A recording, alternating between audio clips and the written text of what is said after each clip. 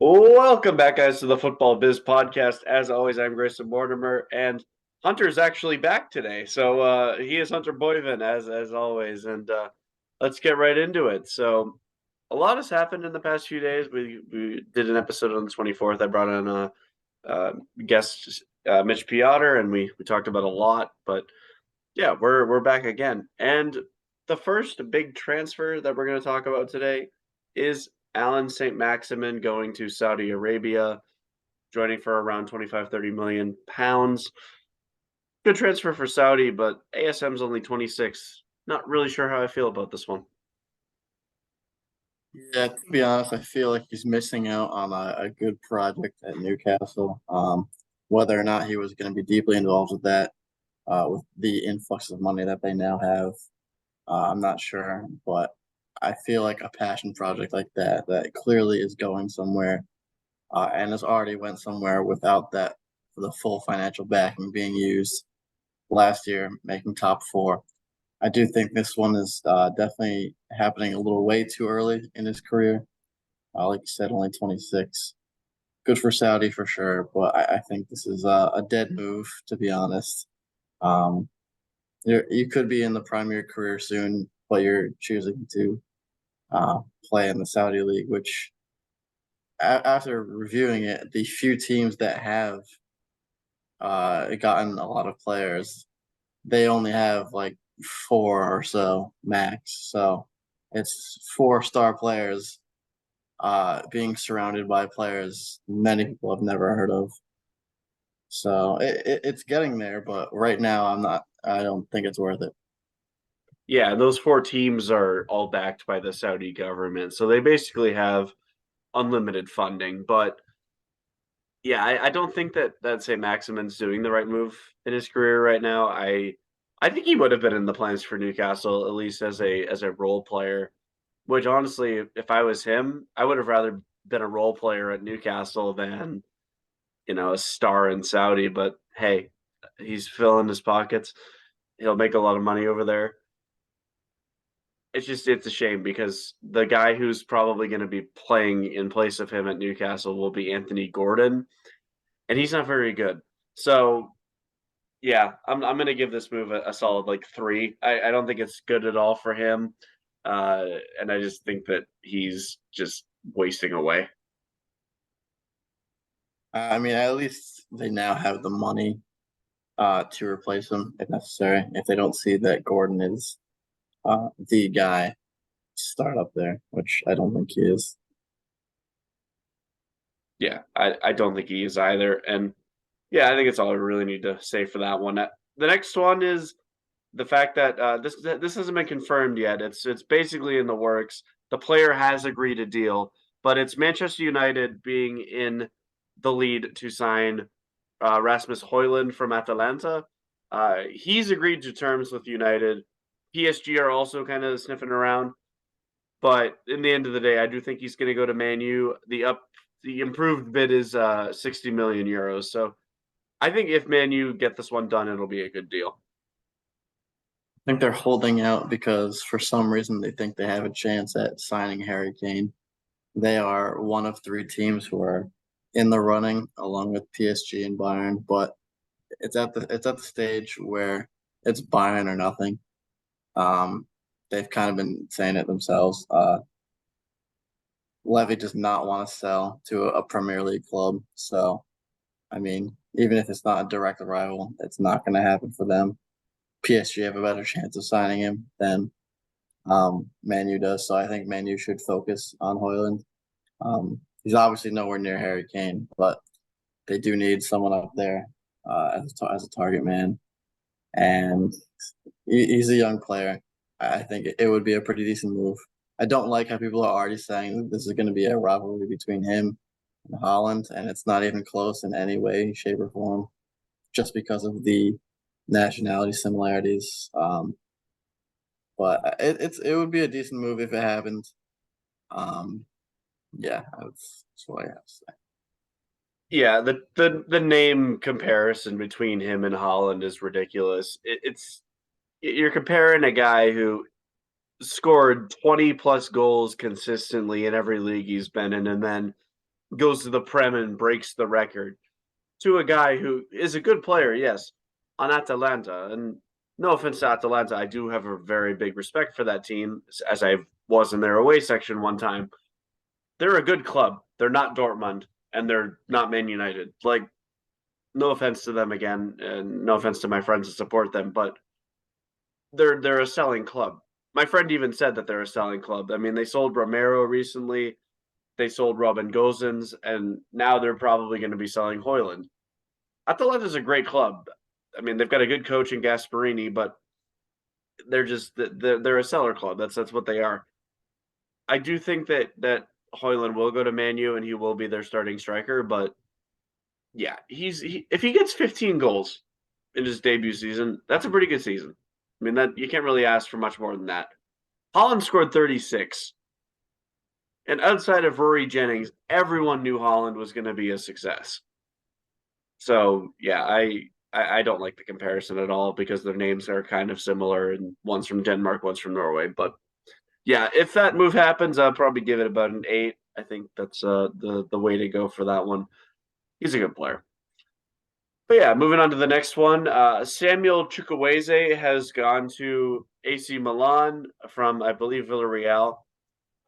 Pretty good transfer in my opinion. He's a quality player, Nigerian international wing, and yeah, I think he'll get a lot of time here and be a good complement to Pulisic or Liao, depending on where he plays. Actually, I'm pretty impressed with what they've been doing as far as midfield to attack for the season. I think it's going to be a pretty good team. A team that was already pretty good. They held their own in the Serie A, and they made it very far in the Champions League. I think this is probably adding to a good product that they're also working on.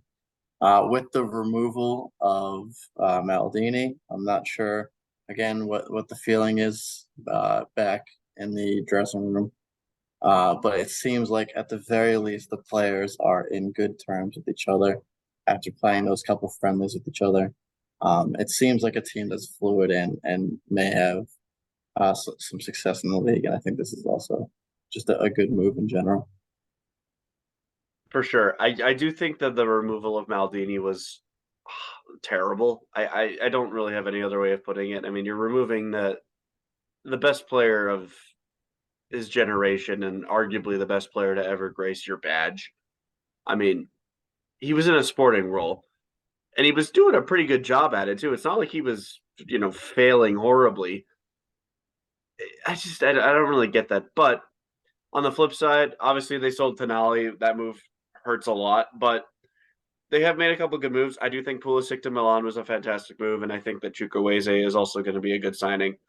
So I'm going to give it about a 7. I mean, he's a good player. He's not the biggest name out there, but he's a serviceable guy, and he'll definitely have some success in Serie A, just like he did in La Liga. Yeah, that'll do it all for that one. The next one is one that I think everybody saw coming. That is the fact that Sadio Mane has left Bayern Munich and has gone to Al Nassr. This one I think makes complete sense. I mean, he had the whole dust up with Leroy Sané. Obviously, Leroy Sané is one of the faces of Bayern Munich. Mane was supposed to be, and it just really never worked out for him. So I think the move makes sense. He's linking up with Ronaldo at Al Nassr. It's going to be a phenomenal duo up top for them, unless they play Mane at wing, which he can also do. I'm going to give this one a solid 9. I mean, I think it's a good move for him. He's won pretty much everything that he can in his career. He won the Champions League with Liverpool, won the Premier League with them as well, won the Bundesliga with Bayern Munich. Yeah, I think this is a fantastic move for him. I think he's about the right age. He's 30, 31. So this move makes sense for him. Yeah, unfortunately, it just wasn't a move that worked out as far as going to Bayern, just from a fan perspective. Obviously, a lot more could have come from this. He found himself offsides a little bit too much, and it just never really clicked.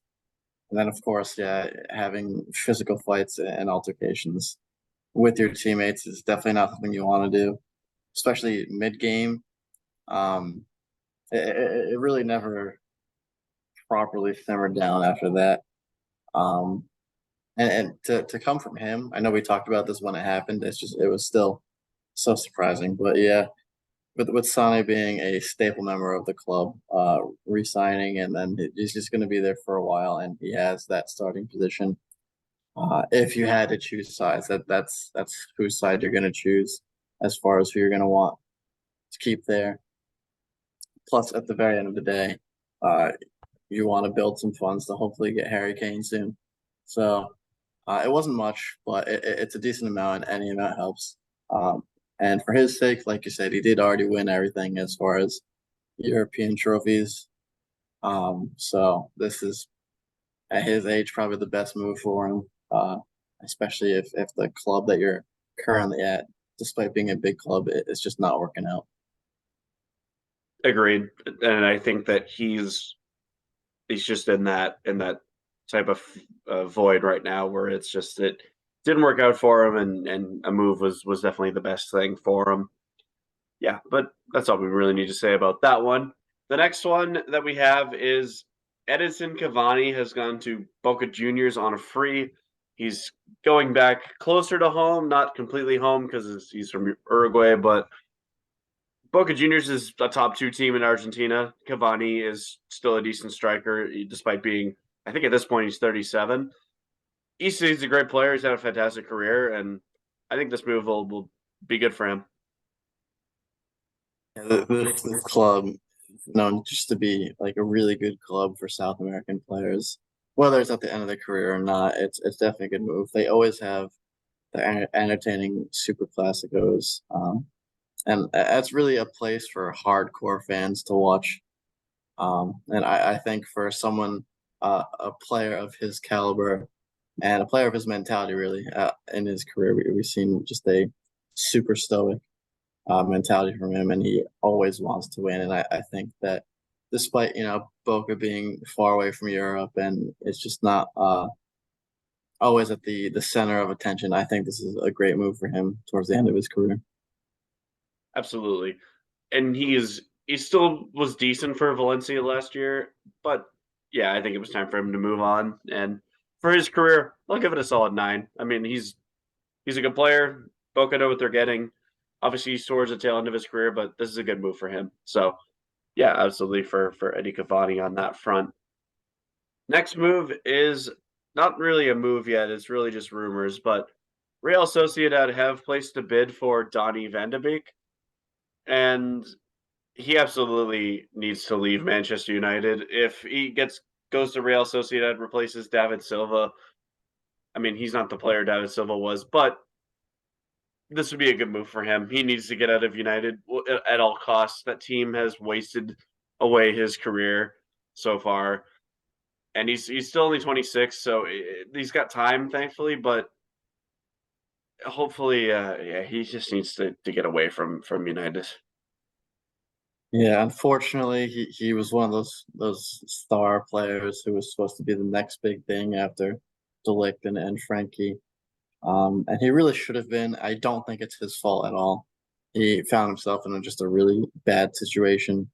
And despite the coach, whether it was Ali or Ten Hag, it just for some reason didn't work out. And you would have thought that with Ten Hag it would have, considering the connection to Ajax, but for some reason it just never fell that way. I think anywhere is better than United for him at this point, not because Man United is bad, just because they're a bad fit for him. And like you said, with the retirement of David Silva, I think this is a good move for both of them. Yeah, and actually to touch on David Silva, I completely forgot to include this at the beginning, but David Silva did retire. He's a Man City legend. Super happy for him. Unfortunately, not happy about the way it ended for him. He was going to play this season and then tore his ACL and realized that it wasn't worth it at 37 years of age. So don't really fault him for that, but respect to a legend. He does have a statue outside the Etihad. As a City fan, he was one of the best players to ever don the badge of this club. And yeah, congrats on a great career, David. So yeah, moving from Donny van de Beek to two transfers we have left. The first is almost confirmed. The clubs have made an agreement. They just have to file the paperwork, and that is Fabinho from Liverpool to Saudi Arabia. This one makes sense. He kind of had a shocking season last year, but I thought he would have spent one more year at Liverpool. Romeo Lavia's in rumors to replace him. That would be a good signing from Southampton, which Liverpool have historically had good success with when they steal their players. But yeah, I do think that this is a good move for Fabinho. He's going to get paid, of course, but yeah, he wasn't getting the prem last year, so I think it makes sense. For someone who is linked to Bayern this season, this is like a little bit interesting, like how you can go from like one European giant to possibly another one and then end up in the Saudi League. I do think it's the right move. I don't think that he would have fit in at Bayern, especially with the influx of midfielders that they're getting, and just it's very oversaturated. But beyond that, yeah, it seems like it's kind of a very bland transfer. Maybe it's just because he's not exactly a flashy player. And like really comes with the position, I suppose. But yeah, I think he's also one player who's done everything he could in Europe along with Mane. And it's not going to hurt his career. He's getting. I don't think he can get much better than he is right now, and he has had a very good career. But this is probably the right move at this point. Yeah, I can't think of a flashy CDM. I mean, the closest one would probably be Rodri, but Rodri's also the best CDM in the world, in my opinion, right now. Right now, of course. I mean, career-wise, it's obviously Casemiro. I mean, no one really beats him. But yeah, Rodri's the closest thing to a flashy CDM, and even he's not that flashy. He just comes up with the occasional just world beater of a goal. And that's just how he is. I mean, otherwise he's just an effective CDM, tough tackler, great passer of the ball. Like that's a position. It's not a flashy type of position. But yeah, as for Fabinho, this is a great move for him. One that absolutely had to happen. And yeah, I mean, Liverpool are going to look completely different in midfield this year. If they get Lavia, most likely it'll be Lavia, McAllister, and Soboslai in the midfield. So very different look for them, but one that I think will work out. I think Evan would agree with us on this one. Um, I just think that Lavia is the good replacement, and they're most likely going to get him to replace Fabinho. But yeah, the final transfer, and once again, this one's not really that shocking. I didn't really know he was still playing because I haven't heard this guy's name in a long, long time, and that is former Real Madrid player James Rodriguez. Honestly, I thought he should have gone to MLS. I think he was linked there a little bit, but he ended up choosing Sao Paulo on a free. I still could see him going to MLS. He feels like an MLS player to me. I think he'd be good for the league.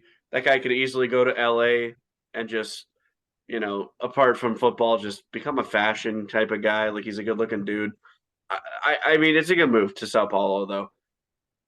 I just think that James is one of the weirdest careers I've ever seen. I've never seen a player after a World Cup get so much hype, do good for a couple seasons. He did well at Madrid and he did well at Bayern for the year he was there, and then he just seemed to peter off.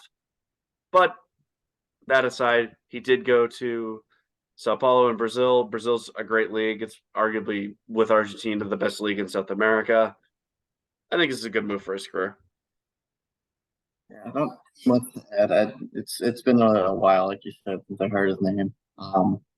Unfortunately, his stint in the Prem didn't yield anything good. Uh, kind of that's where his career really disappeared. Unfortunately, I forgot he played for Everton. he played for Everton. Yeah, I think a lot of people forgot that. I think Everton fans probably want to forget it too because it wasn't really that great. But I mean, Carlo Ancelotti was coaching there at the time too, so they tried to do something special there. Just didn't really work out. But at this stage of his career, when you kind of lose that sparkle, this is probably the best move you can pull off. Yeah, for sure. And he's still got some talent. He's over 30 now, so he's getting towards the twilight end of his career. But James is a great player. We know how he can play. I mean, his time at Madrid and Bayern were both effective moves. And I mean, they didn't work out for him at Madrid as a whole, but we know he's class. Still he's making it in the Colombia team, so I hope it's a good move for him. But yeah, moving on from transfers to the League's Cup, which is MLS and Liga MX teams. There's a few matches we want to talk about. The first one being Inter Miami against Atlanta United. This one went just about as well for Miami as you would have expected. Messi scores twice, assists Robert Taylor. Robert Taylor scored twice as well. Atlanta were not in this match at all. Thiago Almada misses a penalty. And Miami is already through to the round of 16, or I think it's 32 actually. Round of 32 in the League's Cup. This transfer of Messi has worked out perfectly. He has changed the dynamic of the team already. You can kind of tell with the demeanor of the team that everything is sunshine and rainbows in the back. He scores twice. He assists one. He's just always involved, and he's at the point now already where he has more goals and more goal contributions than games played with the club, and that'll probably be the case toward the end of his career there. Whenever that happens, I think he'll probably stay on that margin of being over.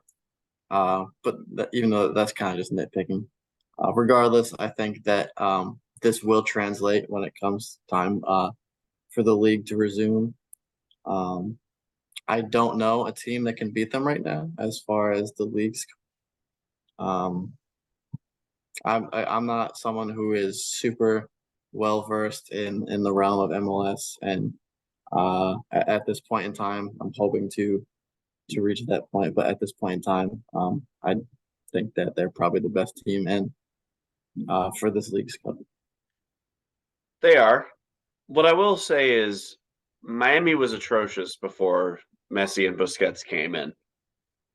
They've got some talent. I mean, they have Joseph Martinez, Robert Taylor, and a decent goalkeeper in Drake Callender.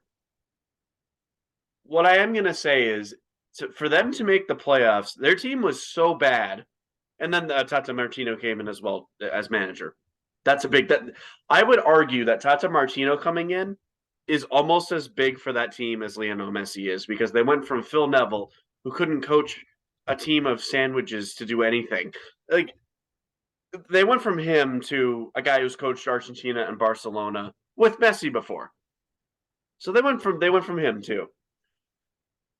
I think that they have to win 9 of their final 12 games in MLS to make the playoffs. And yes, they look really good, but they've had 2 games in the League's Cup. Could they win the League's Cup? Absolutely. I think it's very much possible. But what I am going to say is they haven't played an away game yet. They have not gone to someone else's stadium to play a game. That's a whole different atmosphere than playing in the comfort of Miami. If Messi went and played FC Cincinnati right now, I think Cincinnati wins because they're a much better team all around. Like, yes, obviously Busquets and Messi are quality players, but they have yet to play the best of MLS. Atlanta's been streaky, very streaky this season. And we saw without Messi, and even with him on the field, they struggled against Cruz Azul for points in that game. If it wasn't for that Messi free kick at the end, that game would have ended a draw and they would have gone to a penalty shootout. So while I do think that they looked really good against Atlanta, I still have to see more of this team for me to say that they're definitively one of the best teams in MLS, despite having some very quality players, including arguably the greatest of all time. They've most certainly jumped. I think we can leave it at that. Not to be the top club, because of course, like Cincinnati is on that roll they're in, but they are not a team that's playing like a last place team now, and I don't think that the playoffs is impossible. It is a large ask for a average team and for just a basic team, but I think now, if it continues like this, most certainly, then that is going to be what happens. But we'll just have to wait and see, because that is a month away when the league resumes. Yeah, I mean, we'll see what happens with the league, but Miami's got a very steep hill to climb, and time will tell if they're able to achieve that. Do I think that they can? Absolutely. Do I think that they will? I'm a little more on the fence about that. But moving on from Miami to the team I do want to talk about, and that is the New England Revolution. I was at the game on Wednesday where they played Atletico San Luis, and this game went just about as well as it could have. I mean, the Revs won 5-1. At one point, it was 1-1, but Revolution strikers Giacomo Vrioni scored a hat trick, the first one that the team has scored since 2017. First hat trick in the League's Cup. Revs are qualified for the round of 32. We don't know what place they're going to get yet. The New York Red Bulls have to play San Luis tomorrow to confirm that, but Revs are through. Game was awesome. I was very happy. And in the end of the day, the Revs just were too much for San Luis, and it was a comfortable victory. Yeah, I think so far this season that the Revs have been just one of those teams that's very consistent. And you could say just like a top five presence in that league as far as MLS goes. This year they have been, yeah. Um, this League's Cup is probably just going to be the best of MLS. I mean, not to downplay the other teams, but I feel like the MLS has definitely made a giant leap in quality across the league. Um, and I think it might be a little bit too much for other teams at this point. And that's not even considering Cincinnati yet. We haven't gotten to that point. But I think one of the top five MLS teams will be the winner of this, and that's not like a crazy thing to say, but No, it isn't, but we have seen the top teams in Liga MX do really well. The likes of Club America absolutely ripped apart St. Louis the other day in St. Louis, like it was 4-0. Monterrey won their first game against, I believe it was either Seattle or Real Salt Lake. I can't remember which one. Club Leon beat both Vancouver and LA. Um, and obviously, the likes of Puebla, Guadalajara have struggled, but I think it's entirely possible that the top teams from Mexico do stand a chance. Um, but it's looking less and less likely as a lot of Mexican teams are being eliminated. But the likes of Tigres, America, Puebla, I believe it's Puebla. I hope I got that right. But those teams are still going to be good. But yeah, in the end of the day, I do think an MLS team is more likely to win. There is just so many more of them, and a lot of them are proving that they're class. So Atletico San Luis is not one of those Liga MX teams, though. They're going to probably be eliminated tomorrow. If they play it at all like they did against New England.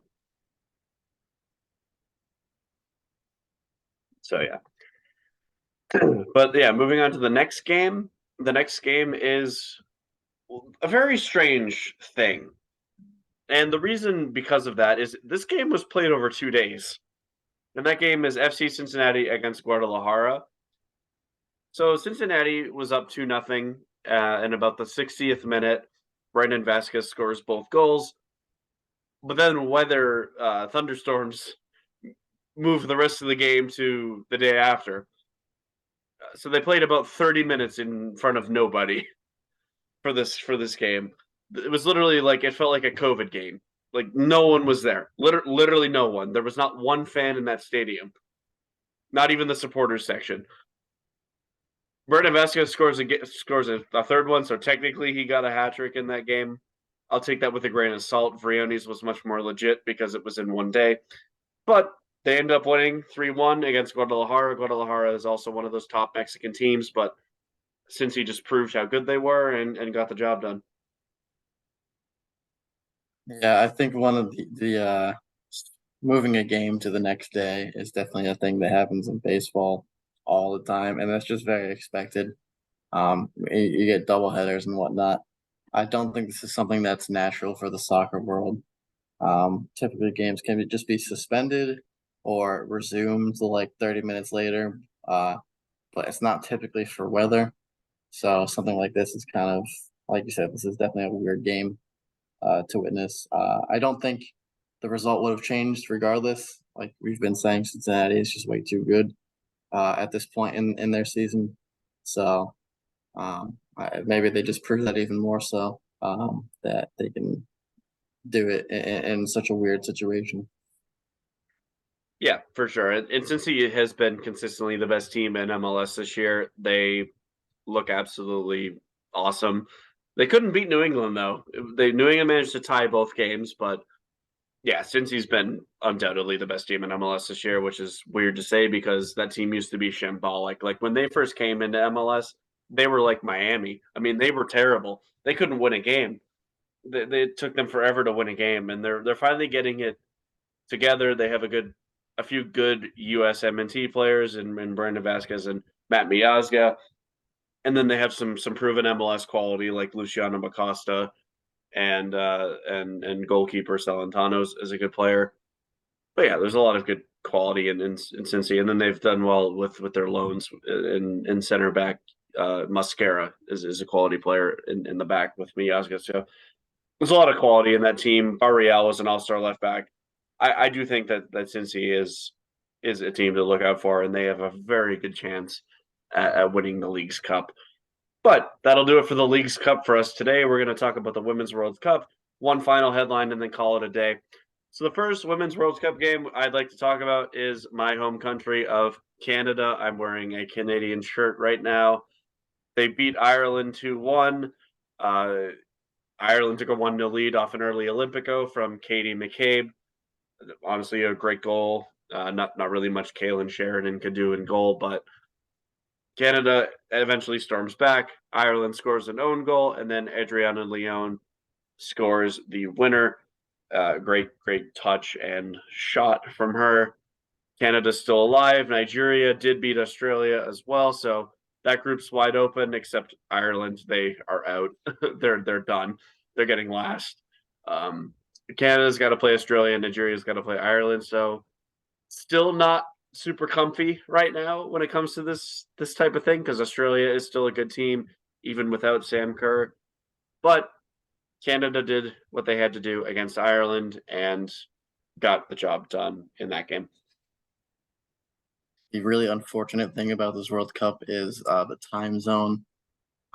It sucks. Even worse. I haven't been able to watch much because of it. It's awful. It's even worse than it was for the Men's World Cup. Having to wake up early. This one, as far as our time zone, Eastern Standard, it's almost impossible, unless you have incredible mental fortitude, which I don't. So I'm stuck really with the highlights. I was at the gym at an early morning, and they had it on the TV, but that was about the best possible case scenario. What I can say, and this is not really something that we have in the notes, is that my support would remain for Germany as it does for the men's side, which, of course, at this point, I think they're playing tomorrow. But they are at the top of their table with a 6-0 win in the last couple of days. So that'll be my support, as it is for the men's as well. As far as this goes, I think from the highlights that I've seen, and as far as goals and drama, this is actually a very entertaining World Cup, and it's just a real shame about the timing, to be honest, because this would be really fun to enjoy live, I think. Yeah, I've only been able to watch a few games just because of the time zone. I mean, I've seen some highlights. Like I watched the highlights of Brazil against Panama, and also the South Africa game. And yeah, I've watched some good quality play. I mean, there's been a lot of good things that have happened in this World Cup, and just judging by the score lines and what I've seen.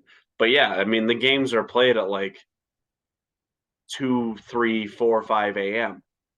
I'm asleep for those. Like I missed the first half of Canada the other day because I woke up at 8:50 and the game started at 8. It's tough. It's really tough when it comes to to playing these. I mean, Australia is just not good with the U.S. time zone as a whole, but especially the East Coast. It's a 12-hour difference. There's only so much you can do about that, but I think they've tried to line it up as best they could, but it's not great, unfortunately. But yeah, Canada did win their game. The U.S., however, did not. They had a rematch of the final of the last Women's World Cup in 2019. Oh, excuse me, against the Netherlands, and the Dutch managed to take a lead. Lindsey Horan ties it. Game ends 1-1. Yeah, I think for the past maybe just a little bit less than 10 years, women's soccer has been the pinnacle of the U.S. Scope for those many years. They've just been so good, really. That's really all you can say at the end of the day. Consistently good.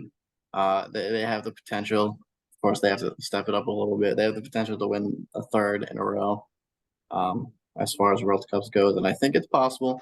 I do know, and I've seen from the highlights that there is some serious talent just across the board as far as other teams. But despite this tie, I think the U.S. is obviously still considered one of the favorites to win the whole thing, and I don't think we should count them out too early. Oh, they are. They definitely are. There's no counting them out at all. But what I am going to say is, I just want someone else to win. I mentioned this in the episode I just did with Mitch. I, they just someone else needs to win. I don't care who it is. Like, Canada would be great, obviously. England would be hilarious. If they won, their women's team wins the Euros and then the World Cup, and their men's team can't do shit. I mean, that would be funny. That would be hilarious. But I don't want the U.S. to win again. Like, not only the political side, of course, that's a whole thing, but just someone else. I just want someone else, just someone new. Is that so hard? Just someone else wins the World Cup. Like, I don't want 8 years of football to be dominated by one nation. That's just not fun. The only time it was a little fun was Spain, but even then, it's like back then you want someone else to win the Euros. Like, yeah, but rant aside, the U.S. didn't win. If they lose to Portugal, they could be out. That would be very nice, but oh well. In the end of the day, we'll see what happens. But yeah, we got two quick matches to touch upon. South Africa did tie Argentina. Argentina had to fight back in that game to tie it 2-2. South Africa did have a 2-0 lead. And then France did beat Brazil this morning. I was quite shocked about that one, to be honest. I thought that Brazil was one of the favorites, and they could potentially still be. France is also a very good team, of course. Wendy Renard did get the goals in that game, I believe. Brazil scored the nicest goal I've seen at the tournament so far. There was some great link-up play in that against Panama. It was really pretty to watch. But yeah, a couple results that went the way that I wouldn't have expected. There's still a lot of games to come. Like, this really is just getting started. I think the end of match day 2 is tomorrow, so there's a lot to go around. And I don't know if it's the same exact amount of teams as the Men's World Cup, but if that's the case, then there's about 5 games or so left for each team until the end of the tournament, because like Argentina won their 7 games to win the whole thing, so just to add up to 7. So there's still a lot of play to go on. Absolutely, and there's loads of things that could happen. There's a lot of possibilities of where things could go, and kind of the same thing for the Leagues Cup when it finishes up too. So we will see what happens, but we have one final headline to talk about, and that is the fact that Juventus. Well, technically, you could say it went from bad to worse, but it really didn't. They have a UEFA ban for this season. They got kicked out of the Conference League. Oh no, whatever will they do? But they're out of the Conference League. and no European football for Juve this year. Playing in the Conference League is like you already got banned from UEFA, so it's not like it's the craziest thing I've ever heard. Unless you're So, Aston Villa. yeah, and for Juventus, that this is stupid anyway. Like you're supposed to be the pinnacle of Italian football. Um, you should be happy, honestly. This is kind of a blessing. Um, but it's just you kind of expected something to happen. I feel like the double punishment of really the quadruple punishment, maybe, as far as getting points taken away, getting them back, and getting blue ball when you get them points taken back away at the very end of the season, and then now you get this UEFA ban. It is a little bit much if you consider all the things that happened, but a punishment in it was needed in some fashion. Whether this was the right way to go about it, I don't know. But at the end of the day, you're still not going to see them in the Champions League, so that hasn't changed. You're not going to see them in Europa League, which like we did last year. Um, and you weren't going to watch them in the Conference League anyway, but you're not going to see them regardless. So this is where we stand, unfortunately. Yeah, and they had the breaches last year. They reconfirmed it. They got 12 points deducted. I mean, or 10. It was 10. 10 points deducted. In the end of the day, they first it was 15, then they got back to the 15, and then it was 10. So it was a weird scenario, but one that I do think they did something. And I love the comparisons to Manchester City.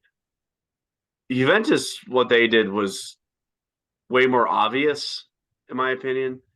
Was it worse? We'll see. Depending on what City did in their 10-year gap there. But I've been over this. I already said the difference in between the two is that people knew stuff in Juve was going on. They knew that Juventus was doing some shady stuff. But the Super League was a big part of that. City are a different case. No one knew what they were doing until football leagues completely exposed it. And just the people whining about City doing this or that, like it's City. They're gonna get a slap in the wrist. Like nothing's gonna happen. Yeah, Juventus. Yeah, I mean it's a 1-year ban from the Conference League. You said this before. They're too high caliber of a team.